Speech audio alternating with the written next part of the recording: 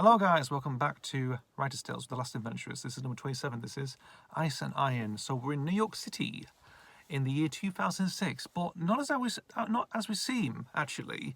The protagonists go out and they find that New York's been submerged in like in a, from a major tsunami, and everything's all frozen. Like, everything's just turned into like a frozen wasteland, of course. Apparently, in 2004, there have been like major tsunamis, major storms, major flooding, of course, and actually, ruined civilization, really. Most of the locals have drowned and froze to death underneath the ice.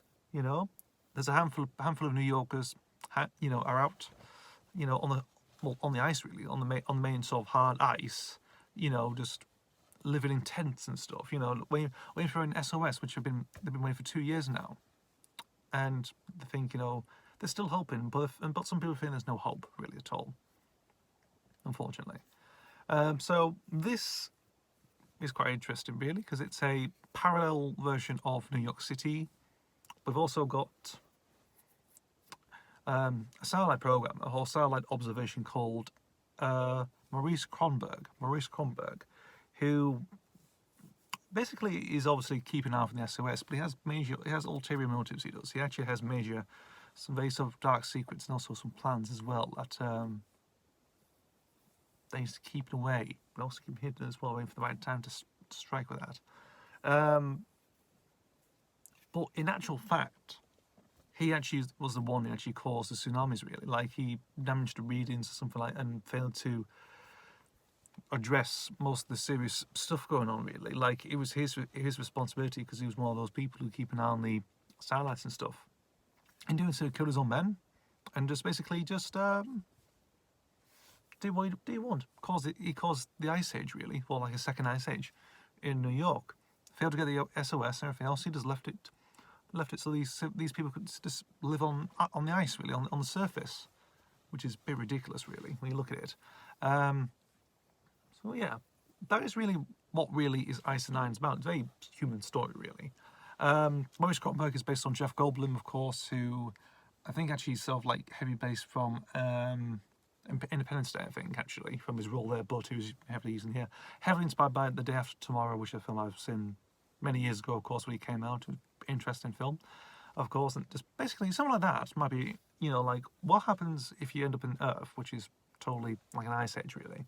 I think they might have done it beforehand. I'm not entirely sure, really. I know they've done it with a few stories in expanded media about blown up planets. This planet's been devastated how many years ago, really, after a major war or something. So that is where that's all idea it all comes from, but it has like a weird human Mother Nature type twist to it, of course. Ice and Iron, the title comes from another Peter Elson painting as well.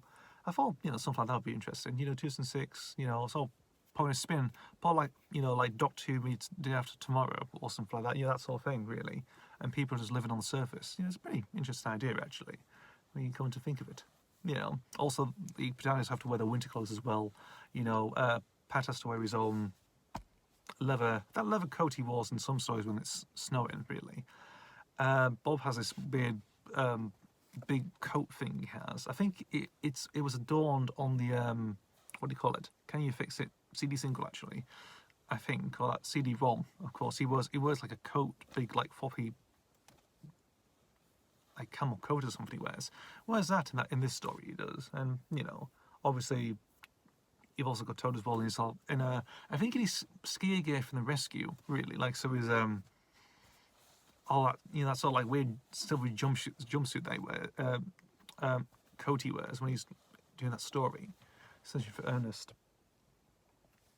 And yeah, it's just like that, really, like little details and everything else. It's just it's about New York civilization just living on the surface, really, and also Jeff Goldblum just is the main villain, really. So that's a pretty interesting thing to go on, really. That's about it, really, with Ice and Iron. I've got nothing else to really point out with it as well. So there you go. That's one story idea down the works. Thank you guys for watching. As always, see you for the next video, and bye-bye.